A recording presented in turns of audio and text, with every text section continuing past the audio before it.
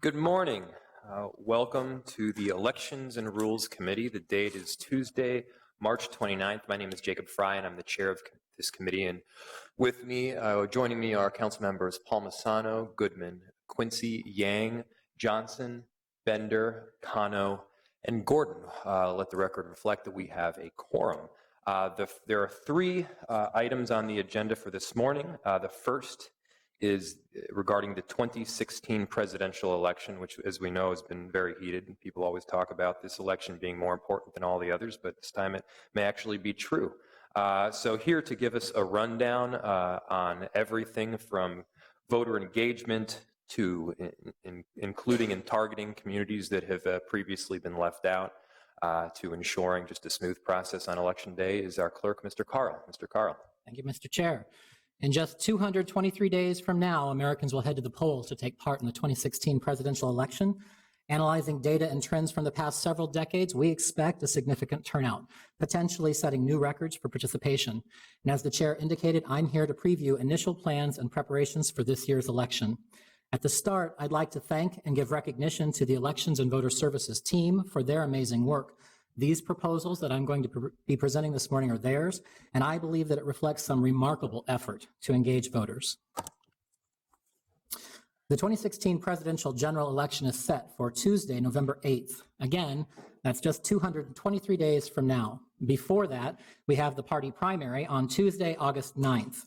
This slide shows the absentee voting periods leading up to both the primary and the general election. Starting in 2014, voters no longer have to claim one of a handful of statutory excuses to request an absentee ballot. With no excuse absentee voting, we anticipate the potential for record-setting participation in 2016 from those voters who choose to vote early. From a practical perspective, that means that our first formal contact with voters will start on June 24th. That's just 87 days from today. Well before that date, we need to have almost all of our plans and preparations finalized and in place in order to provide the best service possible to our voters. So that provides a timeline for context in terms of the rest of our plans and preparations. As we began planning for this year's presidential election, staff started to discuss some of our past successes. We talked about how we've used City Hall in the past as an active polling place for in-person absentee voting. We talked about how we've done better at recruiting bilingual election judges to provide voter assistance with interpretation. We talked about the fact that we've analyzed all of our polling places in order to predetermine the most effective layout and use of space. We talked about how we've added more training for our head and assistant head judges focused on management of polling locations and voter service. We talked about how we've added outreach and education as primary functions in order to communicate early and often with voters around key messages about how, when, and where to vote. The themes that emerged during our discussions revealed that we believe the next step for us is to be proactive in taking the ballot to the people, to meet voters where they are. And so we've adopted that as our theme, taking the ballot to the people. And under that umbrella, we've grouped our plans into three buckets. First, plans about registration, the critical first step in the voting process.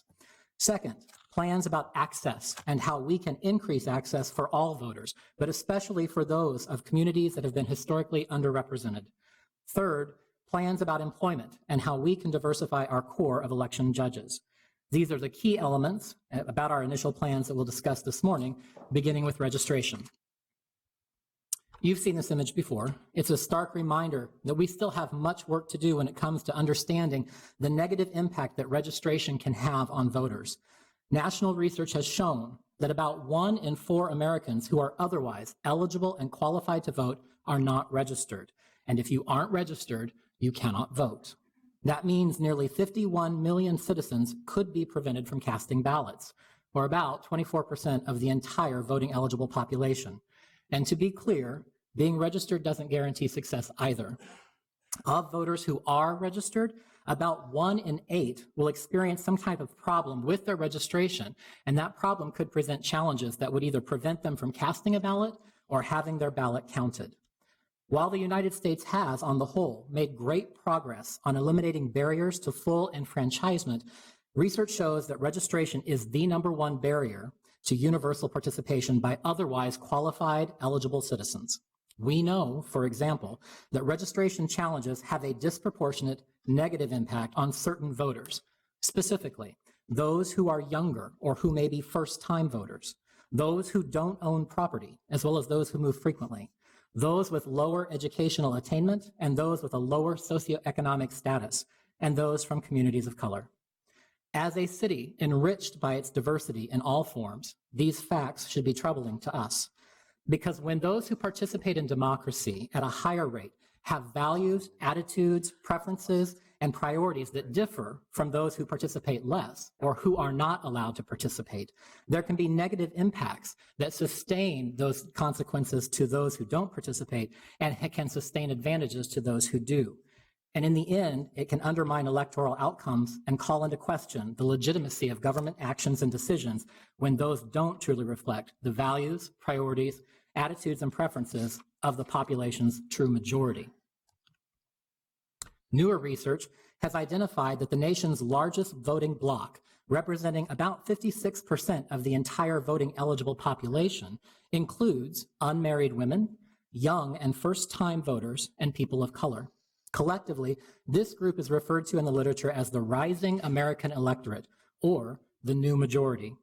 If elections is a game of math, and we all know that it is, then just by sheer numbers and demographics alone, these groups of voters, if united, could determine the outcome of every election starting this year and into the future.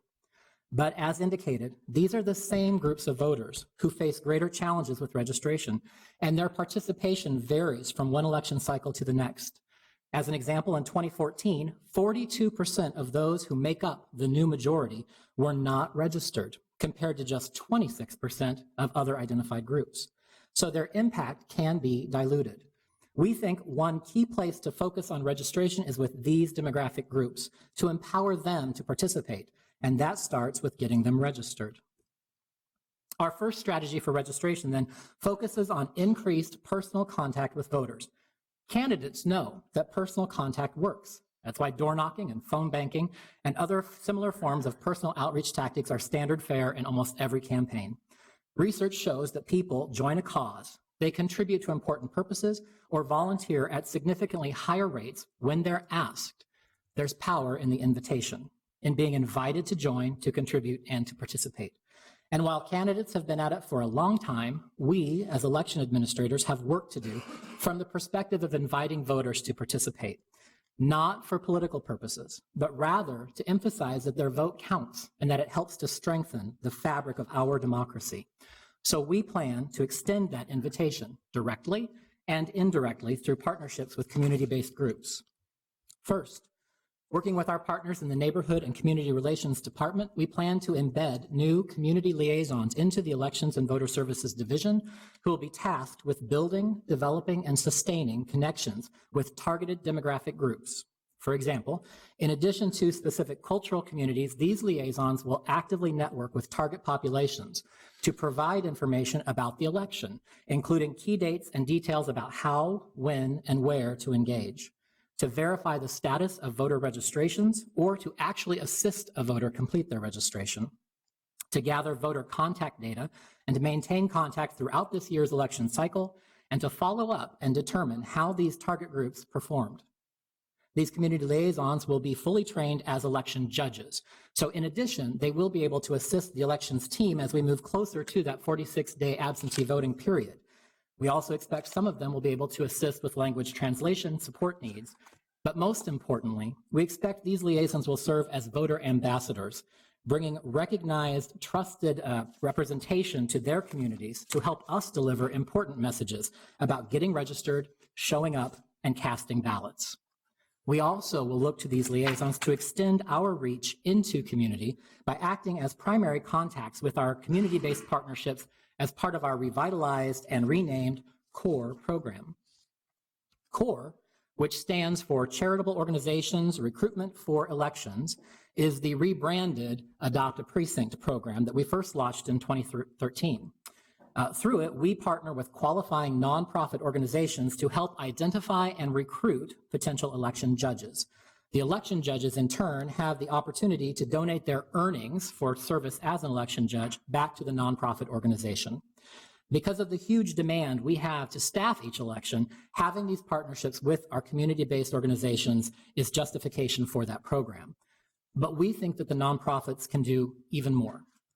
In the 2012 presidential election, research about the impact that nonprofits have on voter turnout was conducted. That research included more than 33,000 potential voters served by 94 different nonprofit agencies located in 7 different states. The results proved that nonprofit agencies have a significant and a positive impact on driving both registration and participation among their client groups, raising the turnout rates among some of the least expected demographic categories of voters and helping to close gaps. Clients engaged by nonprofit agencies were markedly more diverse in terms of race and ethnicity. They were younger. They were of lower income and educational attainment when compared to the average voter profile. Those who were included in the study were almost twice as likely to be under the age of 30, more than 3 times more likely to be African American or Latino, and nearly 4 times as likely to have annual household incomes of less than $25,000 a year. These are some of the exact target populations that we want to reach here in Minneapolis. So based on those findings, we propose to leverage the core program to do just that, not only to help recruit election judges, as important as that task is, but also to invite them to get their staff trained so that as they're working with these populations, their staff can help register their clients or help their clients check the status of their registration. We also will think about the option of using some of these nonprofit organizations as potential early vote locations. We look forward to expanding the core program this year and hope to use the positive experiences to build for future elections as well. Finally, we propose to produce a voter guide, similar to what was done in the 2013 municipal election. These guides were mailed to every household in the city, not just households with registered voters. The guides included a summary of ballot content, details about how to register or verify your registration, information about early voting options, a map with all of the precincts and polling places in the city depicted, and most importantly, a sample ballot coded to that specific residence so that voters could use it as a practice ballot. They could fill it out at home, take it with them to the polling place, and use it as a guide to complete their official ballot, which expedites the time they actually spend in line and in the voting booth. In our 2013 post-election survey, more than 2/3 of residents identified the voter guide that the city mailed as their primary source of information about the election. In fact, some voters indicated they had not planned to participate in the 2013 election, but ended up doing so because the voter guide reminded them of the election and also provided them that sample ballot, which helped to explain the process and helped them to fill that out easier in the polling place. Given the huge success of the 2013 voter guide, staff proposes to produce a similar 2016 voter guide to be delivered to all households in Minneapolis. Our second group of proposals connects to the goal of making access easier, including options for how to cast absentee ballots, extended in-person service hours, and new signage at our polling places. In Minnesota, voters have the opportunity to cast a ballot prior to Election Day during a 46-day absentee period. Absentee ballots can be submitted by mail or in person. And while absentee balloting is not the same as true early voting, we plan to exploit absentee voting to the greatest extent possible this year to offset long lines and wait times on Election Day. In fact, our outreach strategies all center on promoting the use of in-person or by-mail absentee voting. As council members know, in the last 3 election cycles, the Elections Division has administered an absentee polling place here at City Hall in the Rotunda, both for the primary and the general elections. But this location, while convenient from an administrative perspective, is not the best in terms of serving voters, accessibility, parking, and security. So, keeping with the theme of taking the ballot to the people, staff proposes to open and operate up to 4 satellite voting locations for early voting prior to the November general election. We will still provide that support here at City Hall. But for the heavier turnout we anticipate leading up to the general election in November, we believe that providing satellite voting centers strategically located close to our target communities will have a positive impact in engaging voters and driving participation. This strategy would give all voters a choice of up to 5 early vote locations, significantly increasing access to the ballot and maximum convenience to voters. As already mentioned, one option is to leverage some of our core partners to potentially serve as these early vote locations. We have already connected with our partners in the Property Services Division to assist us in this effort. And in order to push forward, we're requesting that Property Services be authorized to lead efforts to identify, negotiate for, and execute facility lease agreements not to exceed market rates for up to 4 potential early vote sites for the general election in November. In 2014, in-person service hours were expanded in the days leading up to the general election. This included, for the first time, service hours on Sundays. We believe there's merit to the idea of extending service hours again this year to maximize access and convenience for voters. If we mirror the same schedule from 2014 for the 2016 general election, we would be adding 2.5 hours of service each weekday, Monday through Friday, in that 2-week period leading up to Election Day, which begins on Monday, October 24th. We would also be providing in-person service hours on the 2 Saturdays, that's October 29th and November 5th, prior to Election Day, with hours from 9 a.m. to 4 p.m. And finally, we would be adding Sunday service hours on October 30th and November 6th from 12 noon to 5 p.m. It's important to point out, too, that under state law, every voting location must be open the same hours. Therefore, if the expanded service schedule is approved, and if we open satellite voting locations, then all of those locations have to be open and provide service to voters those same dates and times. So in effect, the city would be quadrupling the opportunity for access to the ballot and totally maximizing convenience for voters all across the city. Over the past 20 years, the number of precincts has been reduced to absorb budget cuts. In 1990, when the city's population was less than 370,000, there were 172 precincts. By 2012, the number of precincts had been cut to 117, despite an increasing population. Today, Minneapolis has a population of more than 400,000, but we have fewer precincts, which impacts voter service. The current number of precincts, which is 125, is insufficient to serve our growing population. That's especially true in a presidential election year. As this slide shows, there's a widening gap between the city's population and the number of precincts available to serve voters. That gap, if unaddressed, can be expected to result in long lines and wait times. These photos are a stark reminder of the actual experience from the 2012 presidential election, and for me, it's painful to watch them. I, for one, do not want to repeat the experience. While we've made every effort to minimize the potential for long lines and wait times through alternatives like early voting, like satellite vote locations, the fact remains the majority of our voters choose to vote at their polling place on Election Day. Same-day registration is a benefit to voters, but the reality is that it takes 5 to 6 times longer to help that voter who's using same-day registration as a voter who's already registered. In 2012, we processed more same-day registrants than the entire population of the city of Minnetonka, more than 55,000 same-day registrants in the 2012 presidential election. That was one of the most significant contributing factors to these long lines that we experienced, which helps explain why we are pushing so strongly for pre-registration. Same-day registration, while a benefit to voters, should be a last resort if we want to avoid long lines.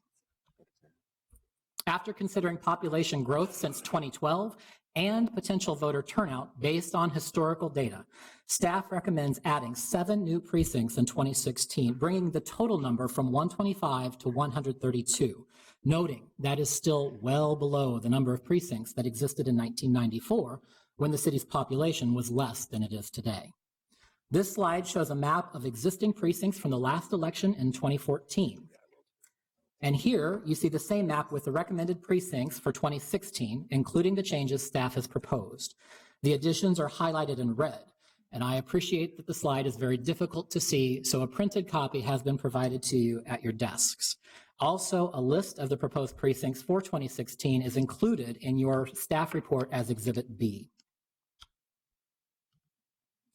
To further improve the voting experience, the elections team has forged a partnership with Design Works at the Minneapolis College of Art and Design to overhaul polling place signage. I'm happy to report that this partnership has gained recognition from the Secretary of State, who may use it as a potential statewide initiative to provide consistent sign standards in the future. Currently, there's a mix of signage that's posted in, around, and outside of our polling places. This patchwork of regulations, legal notices, instructions, and various forms are presented with inconsistent sizes, colors, and fonts.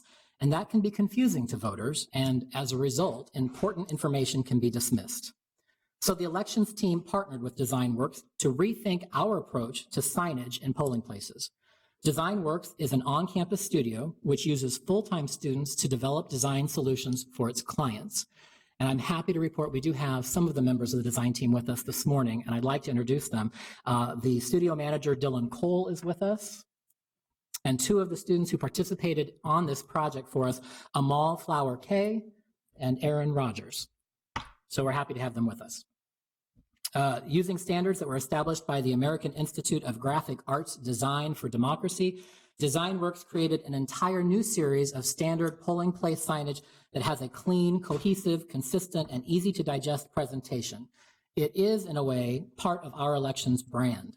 The new signage has uniform sizes, colors, fonts, and other design cues to help voters quickly and easily identify each sign as providing either information, instructions, or wayfinding assistance.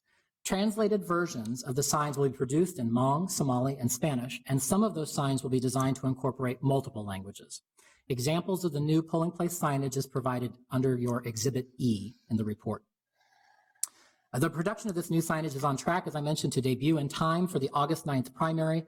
After the 2016 election is completed, the Elections Division will assess the effectiveness of the new signage and, in conjunction with DesignWorks, refine these materials as needed for future elections. And as I noted, we are pleased to extend this partnership to include the Secretary of State, with the idea that consistent polling place signage might be made available in all voting jurisdictions across the state under a Creative Commons license with the Secretary's office. Another partnership that will help us with this year's election, which I'm excited to highlight this morning, is the Erase the Line program, which is administered by the District of Columbia Board of Elections. This program will collect and evaluate data about wait times in our polling places that can give us meaningful metrics to use in improving election day logistics. The program is narrow in its scope and methodology. As part of the August 9th primary, data teams will be dispatched to select precincts to measure the lines and wait times at different stations, as well as the time that's needed for election workers to complete different processes. The collected data will be analyzed to identify clear patterns, system strengths and weaknesses, and any choke points in the process that could become problematic.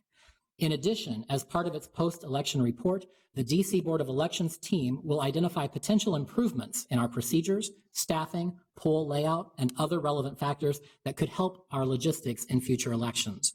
And over time, we expect that this data would help us to reduce costs, eliminate wait times, provide useful performance indicators, and improve service to voters. Lester Bird, who is with the DC Board of Elections, will be on site with us in August to observe these data teams, and his analysis and observations will be part of the post-election report provided by the DC Board of Elections, which we will, of course, share with Council. Finally, employment. The single most important component of a successful election is having the right staff in the right place to serve voters. Our election judges, seasonal staff, and temporary workers are literally the front line in this regard, and their interactions with voters are key to determining whether we have a successful election. Our reliance on these frontline workers cannot be overstated. As Council knows, we have a small, permanent cadre of professional election administrators, yet by election day, the Elections and Voter Services Division becomes the city's single largest department, bigger than police, fire, and public works combined. In a presidential election year, we look to recruit, train, manage, and deploy upwards of 2,500 election judges, seasonal staffers, and temporary workers. Over the past few election cycles, we've made concerted efforts to recruit and deploy more people of color. We've also made strides in recruiting bilingual workers to better serve voters who need interpretation assistance. We believe it's important for voters to encounter, interact with, and be served by poll workers who are themselves a part of the community. Starting this year, for the first time, we're partnering with the Human Resources Department to broaden our recruitment efforts for election judges and seasonal staffers.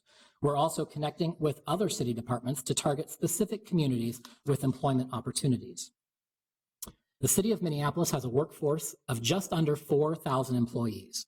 That means that the elections division will recruit, train, and manage a workforce that's roughly half the size of the city's permanent workforce.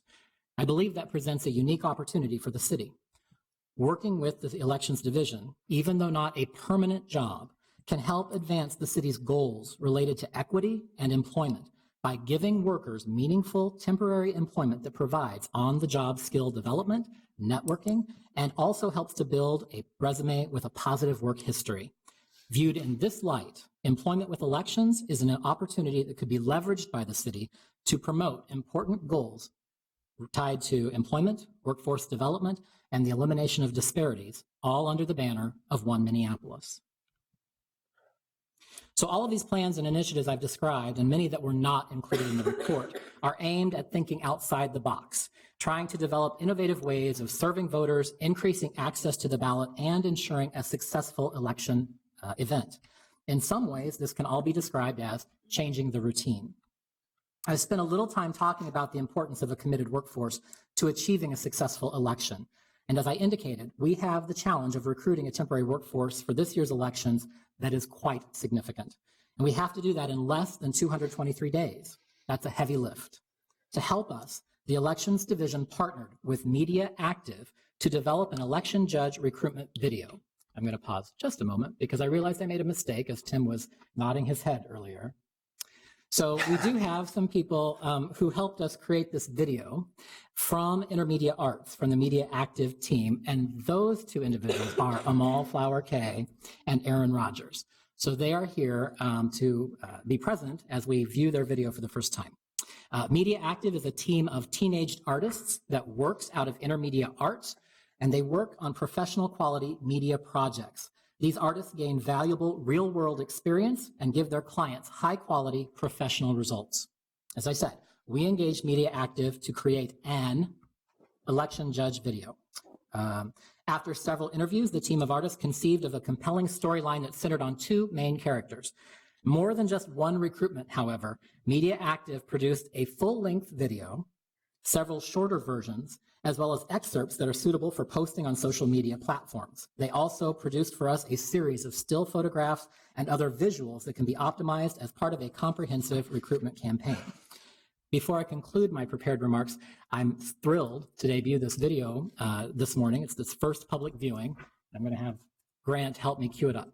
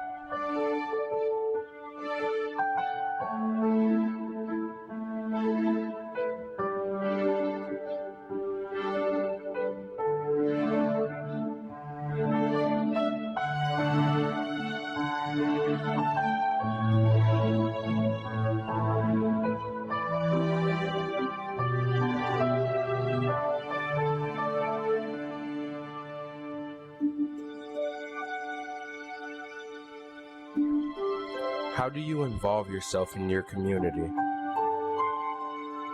Providing equal access to all people. Helping nurture a better future. Presenting opportunities for voices to be heard. Change the routine. Become a Minneapolis election judge today.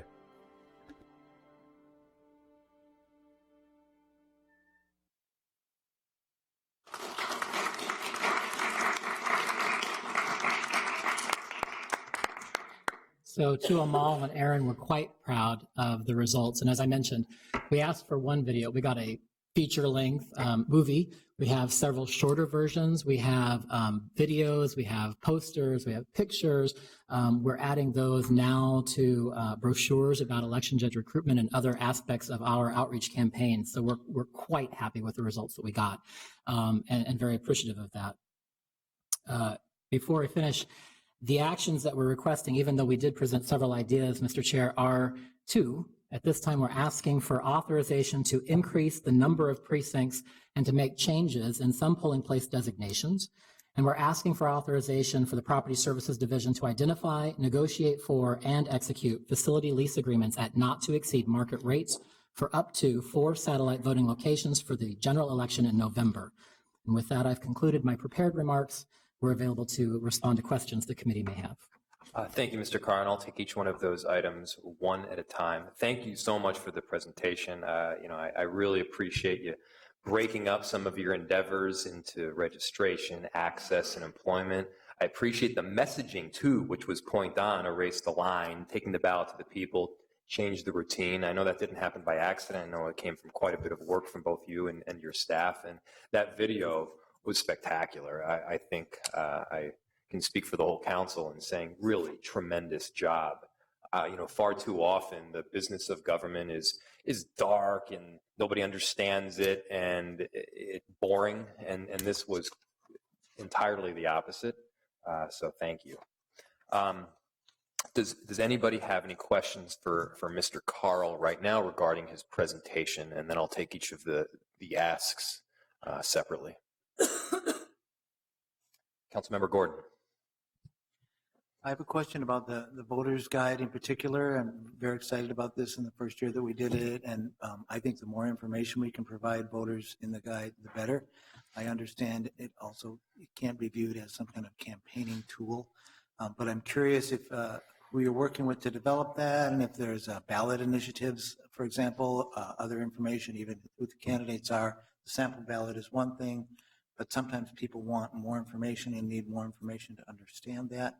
And I'm assuming it isn't done yet. So maybe you can just tell us a little bit more about what you think the scope will be and the process for developing the voter's guide.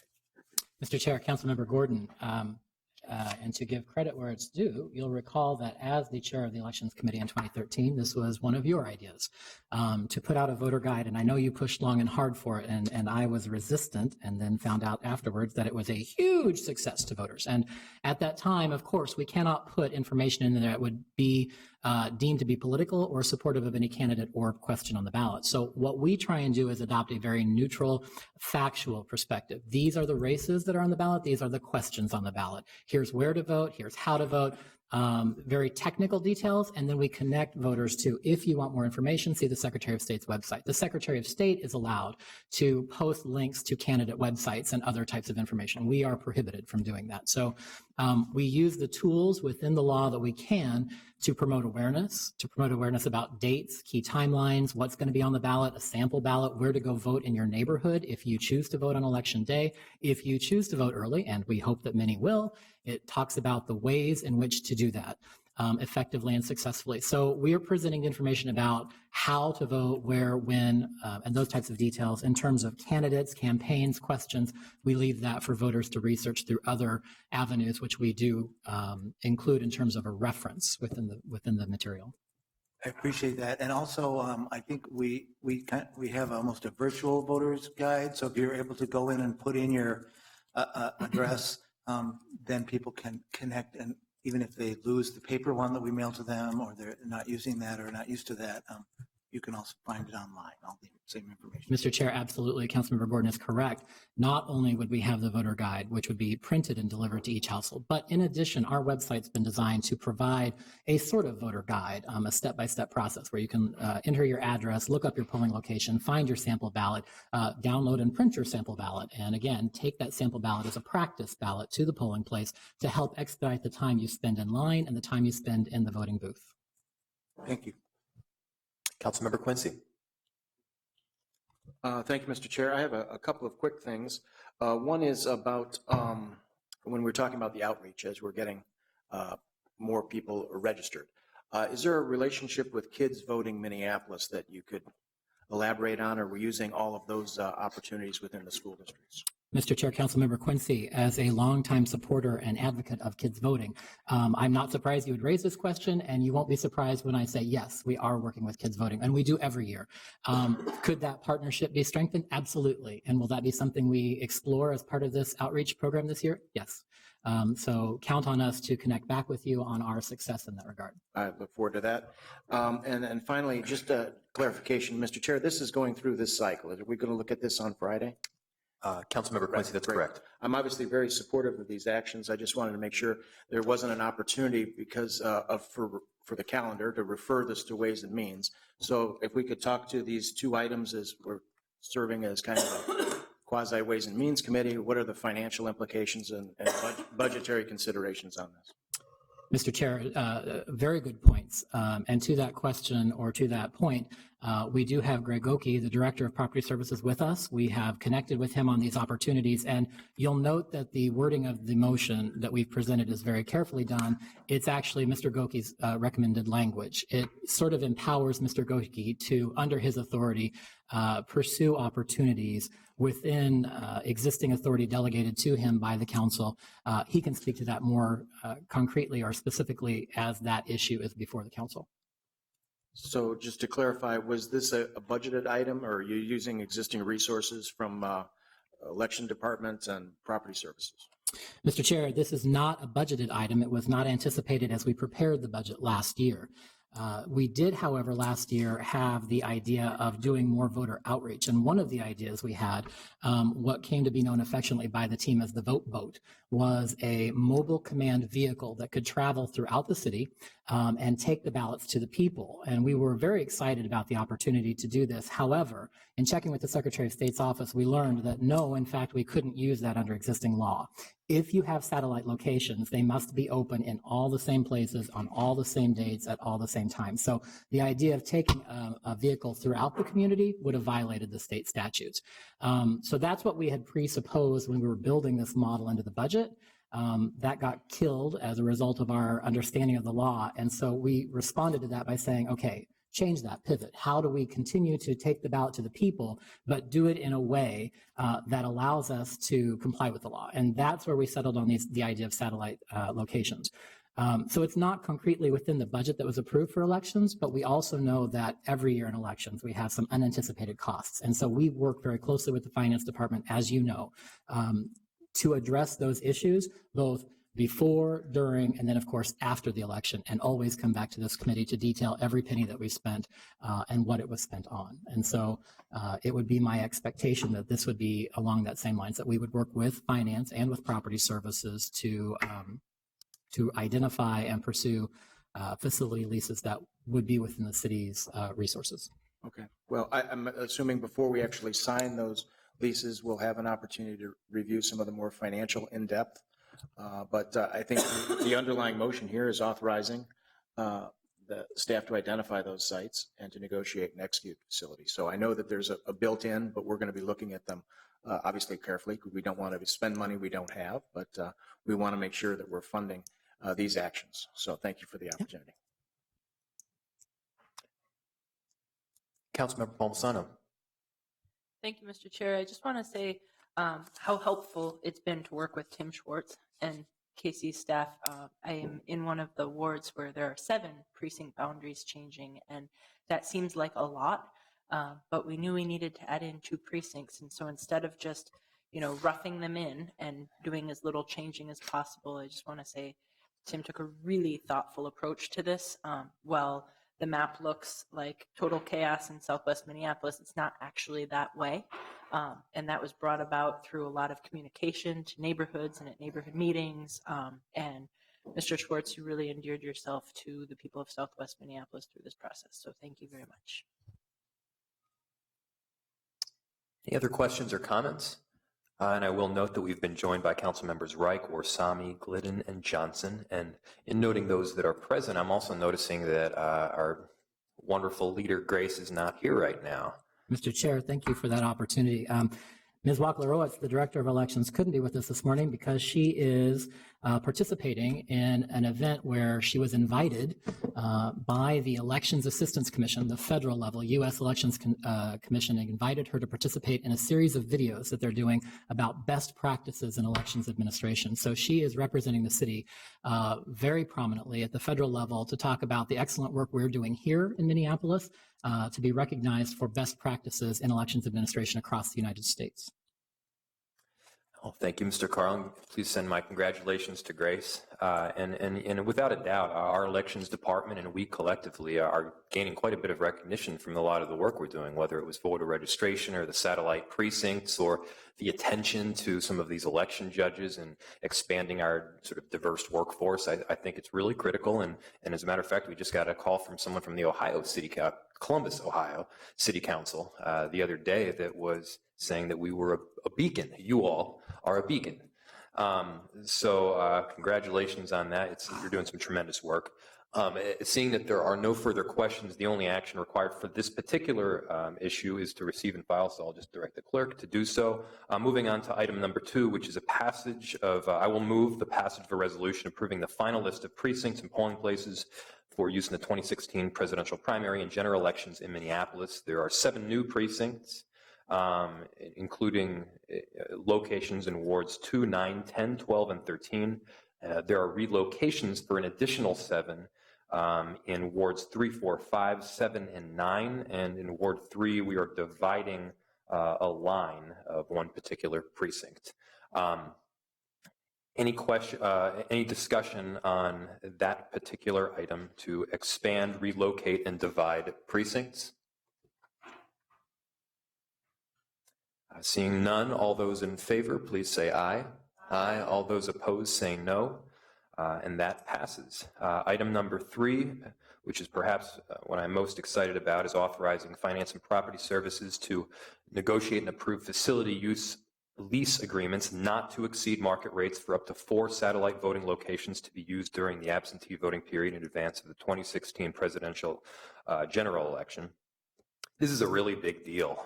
So last year we expanded early voting opportunities, and this year, in addition to that expansion, we're literally bringing the precincts to the voters. I think this is a wonderful new endeavor that I think will have a tremendous impact. And I see Mr. Carl, you're up. Do you have something to add? Thank you, Mr. Chair, for those remarks. I was only going to suggest, because we didn't have the opportunity, or we could, but have not planned to go through Ways and Means, having Mr. Goki here to answer any specific questions, this might be a good time for him to talk about the process and his existing authority if he wanted to address those. Thank you, Mr. Carlin. I do know that you've worked extensively with both finance and property services, and I know Mr. Goki has been intrinsically involved. So you've dotted the I's and crossed the T's. Any questions for Mr. Goki? Nope. Well, I'll go ahead and move that motion. All those in favor, please say aye. Aye. All those opposed, say no. And that motion passes. And seeing that there are no further actions before us, I want to give a huge thank you to all of our staff and the work that all of you have done. You are indeed a beacon. Thank you, and this meeting's adjourned.